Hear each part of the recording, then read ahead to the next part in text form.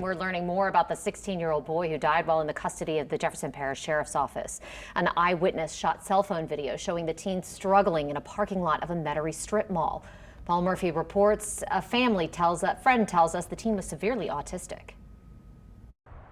Crew members at the laser tag in Metairie are working with heavy hearts. Sunday, a 16-year-old customer died in their parking lot after a violent encounter with Jefferson Parish Sheriff's deputies. A video recorded by an eyewitness appears to show the moments before the boy died while in custody. Deputies were responding to reports that the teen attacked his father outside the business.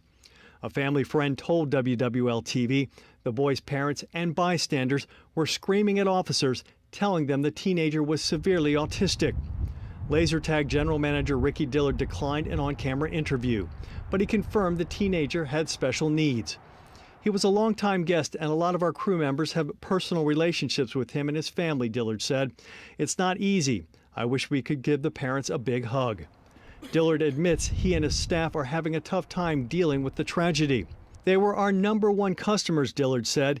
He loved being in our facility. He loved the bumper cars and bowling alley. We all made a point of communicating with him because he was learning from this experience. The sheriff's office said the teen remained violent and bit the deputy who was trying to take him into custody. JPSO spokesman Captain Jason Rivarde said the suspect suffered an apparent medical emergency during the arrest and became unresponsive. Paramedics took the teen to a hospital where he was pronounced dead. The Jefferson Parish Coroner's Office is expected to conduct an autopsy Tuesday to determine the teen's official cause of death. The boy's father has reportedly hired an attorney and private pathologist.